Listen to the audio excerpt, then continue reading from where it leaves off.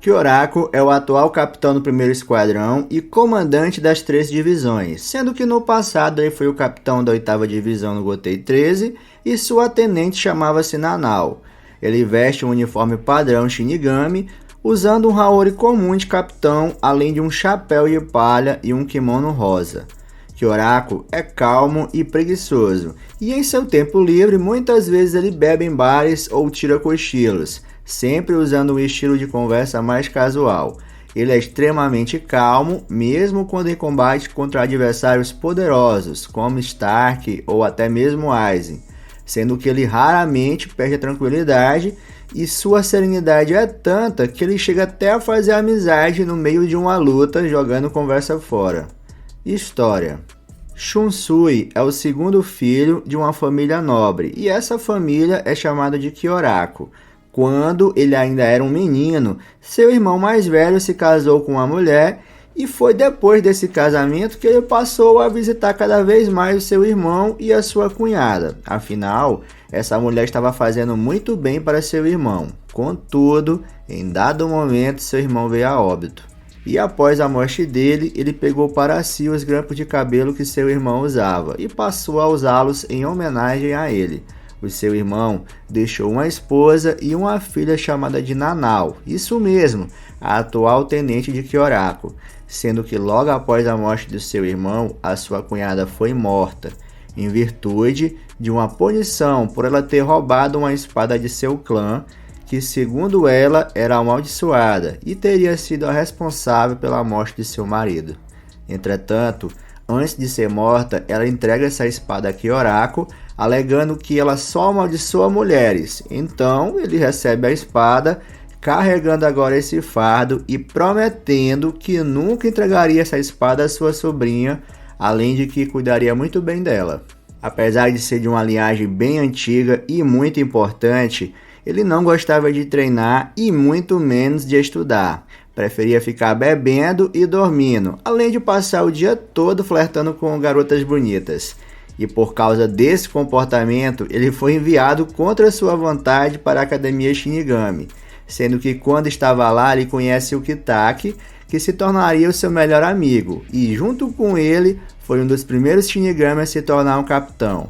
Além disso, ele foi treinado pessoalmente pelo próprio Yamamoto, que viu muito potencial nele. Então, já um capitão, há cerca de 110 anos atrás, a sua primeira aparição significativa foi quando esteve presente na cerimônia de promoção do recém-nomeado capitão da 12ª Divisão, Keisuke Urahara. E 9 anos depois, Kyoraku também estava presente em uma reunião de emergência convocado pelo capitão comandante Yamamoto, que decidiu criar uma equipe de investigação para localizar os membros desaparecidos da 9ª Divisão.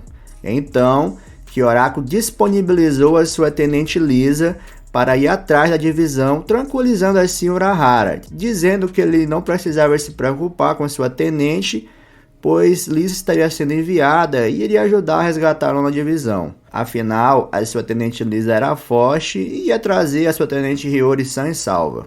E mais tarde, dentro do quartel da 8ª Divisão, ele foi abordado por uma jovem Nanao, sua sobrinha, que na época não sabia que ele era seu tio. Então, percebemos que ela tinha vindo ver a tenente Lisa, essa tenente que foi enviada para a missão para salvar outra tenente, que era a tenente do Urahara.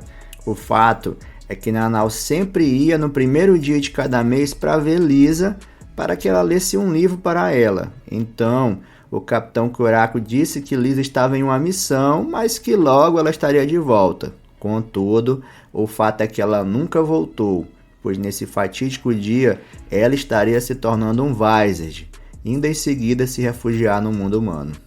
Arco da Sociedade das Almas.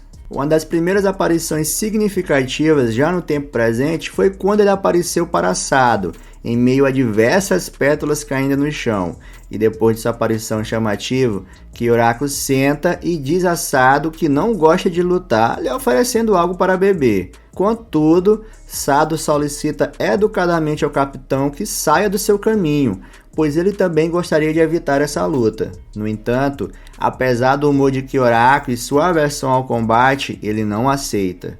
Com isso, ele não deixa Sado passar e Sado, em troca, o ataca. Porém, o capitão se desvia de todos os golpes, o derrotando com extrema facilidade. Contudo, ele não mata o invasor. Ao contrário, ele providencia assistência médica a ele, já suspeitando que tem algo de errado no ar. Mais tarde, um pouco antes da execução de Rukia, Nanau encontra Kyorako em um telhado mastigando uma folha de grama e pede para ele se apressar, pois tem algo muito errado acontecendo.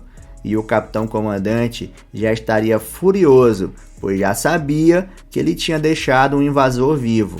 Sendo que mais tarde ele e o capitão Okitake ficam de frente para o capitão comandante, que afirma que eles fizeram algo gravíssimo, que ficar ao lado de um invasor é considerado traição, tendo como punição a morte. E após uma breve troca de palavras, Yamamoto puxou sua Zanpakuto contra eles, enfrentando Kyorako e Ukitake ao mesmo tempo. Só que durante sua luta, eles recebem notícia da tenente da 4ª Divisão, Insane, que afirma que Aizen tinha sido o verdadeiro traidor e que Ichigo, Sado e Rukia são todos inocentes. Então eles três param sua luta e correm contra o de Aizen, porém não conseguem detê-lo e o traidor foge. Pessoal, e antes de continuar com o vídeo, eu vou pedir um favor, me ajuda a bater a meta de inscritos. Rapidinho, clica aí no botão se inscrever, me ajuda demais. Arco da falsa cidade de Karakura. Quando Aizen e seu exército invadem a falsa cidade de Karakura, ele tem como adversário o primeiro espada, Stark. Só que Kyorako e Stark não queriam lutar. Mas como a ocasião não permitiria isso, eles iniciam uma batalha bastante equilibrada devido ao imenso poder de ambas as partes. Kyorako parece igualar-se a Stark, já que ele não parece expressar qualquer tipo de dificuldade durante a batalha. Tanto que o próprio Espada comenta que ele está surpreso que ele tenha conseguido se esquivar de seus ataques sem perder o chapéu e o kimono. E Kyorako não parece querer usar sua Bankai, principalmente após o Okitake dizer que ele não deve usá-la ao ar livre, onde qualquer um possa ver, pois ela é muito perigosa. Momento em que eles recebem a ajuda dos Visors, Love e Rose, e aproveitando a oportunidade, Kyorako esfaqueia Stark pelas costas. Então, percebemos que ele estava realmente se escondendo nas sombras graças à habilidade de sua Zanpakuto. Ele então passa a explicar as habilidades de sua Zanpakuto, afirmando que ela não estava com humor para aquele jogo antes, mas que agora ela estaria de bom humor. Ele diz que como as outras Zanpakuto, essa Zanpakuto tem personalidade própria. No entanto, ao contrário das outras, essa personalidade às vezes se esconde de batalhas e impede Kyorako de lutar com força total até que ela esteja com disposição para isso. Ou seja, tudo é no tempo dela. O fato é que, em grosso modo, as habilidades de suas Shikai são uma espécie de joguinhos, brincadeiras infantis. Por exemplo, do nada, vemos Stark ser cortado por Kyorako e, no momento, não entendemos como ele conseguiu cortá-lo. Somente depois vamos entender que o corte foi resultado de um joguinho, onde quem está mais alto que o seu oponente vence. Por isso, vemos o capitão surgindo de cima. Outro joguinho dessa Shikai é um jogo a estilo de Round 7, além do jogo das cores, onde ele escolhe uma cor qualquer, por exemplo, a rosa.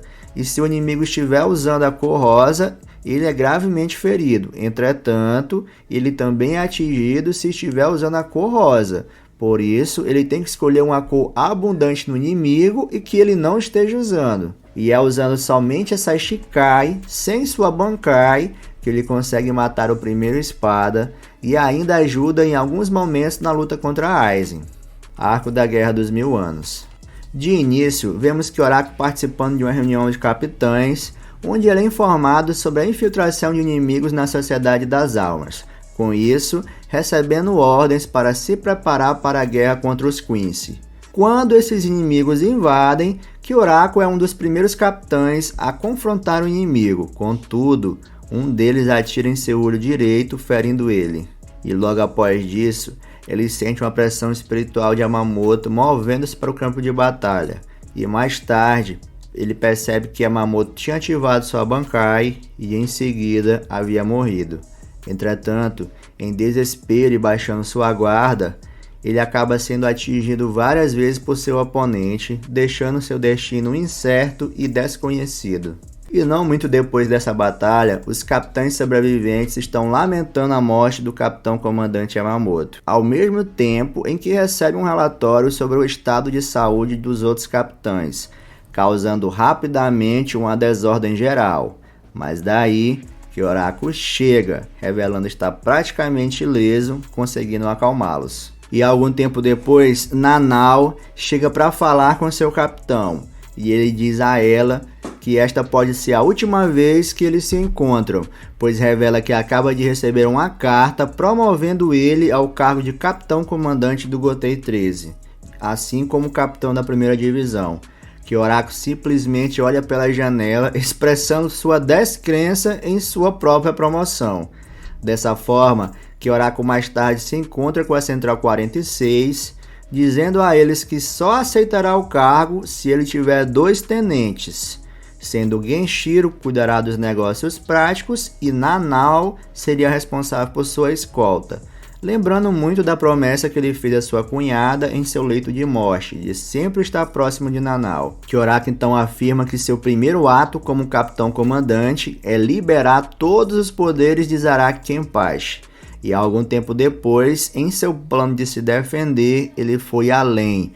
Foi até a prisão subterrânea, onde se encontrava o super vilão Aizen, libertando ele em seguida. E no meio da guerra, agora com a ajuda de Aizen, ele pede desculpas a Nanao por possivelmente pegá-la nisso. Então ele ativa sua Bankai, Teatro Suicida. Na sua forma materializada, percebemos uma mulher super bonita, dotada de 2 ossos no cabelo e um kimono roxo e rosa, além de um tapa-olho em seu olho direito. Ainda temos uma garotinha com kimono negro que lhe encobre todo o corpo. Kyoraku considera sua Bankai o seu último recurso, e só usa esse recurso quando seus aliados estiverem bem longe, mas longe o suficiente para não serem pegos pelos efeitos de sua Bankai, pois após a liberação surge uma aura negra que cobre uma grande área ao redor de Kyoraku, e essa aura muda a percepção do ambiente, tornando ele escuro, sombrio e frio, fazendo sentir medos variados, além de melancolia e desespero. Então, muito confiante, ele confronta seu adversário, Lily, e pergunta se o mundo a seu redor parece escuro e sombrio. O fato é que essa Bankai, igual a sua Shikai, é cheia de joguinhos, só que não são mais joguinhos de criança, agora são jogos de adulto. E Kyoraku chama esses joguinhos de atos, atos do Teatro Suicida. Primeiro ato, segundo ato, terceiro ato e por aí vai. Dessa forma, o capitão ativa o primeiro ato de sua Bankai, fazendo com que o corpo de Lily ganhe ferimentos iguais ao que ele já tinha sofrido, ou seja, todo o dano que ele pegou, seu adversário vai receber igualmente, e afirma que isso é apenas o início. E agora, Kyoraku muda para o segundo ato, que faz com que pontos negros apareçam por todo o corpo de Lily. Ele meio que joga uma espécie de doença nele, deixando ele muito acabado. E ao usar o terceiro ato de sua Bankai, ele e Lily são jogados em um abismo de água, onde somente um sairia vivo, o que mais resistir sem se afogar. E em seu quarto e último ato, como um ceifeiro, ele corta a garganta de Lily. Porém, quando todos pensavam que Lily estava vencido, Lily se reconstrói, formando uma nova cabeça parecida com a de uma coruja. E nesse momento, Kyoraku decide devolver a Zanpakuto de família de Nanao, explicando que a família dela sempre foi composta exclusivamente por mulheres, e que todos os homens que se casaram na família foram mortos por uma maldição, que a mãe de Nanao pretendia evitar essa maldição, cortando os laços com sua família após o casamento. Contudo, seu marido morrera logo depois, revelando que esse homem era seu irmão e que ele era seu tio. com isso devolvendo a espada da família a ela, que tem o poder de matar deuses. Então, ela aceita a espada e a maldição, conseguindo assim vencer Lily. E essa é a história do atual comandante das 3 divisões. E se você gostou, não se esquece de curtir e comentar o vídeo. Meu muito obrigado e até a próxima.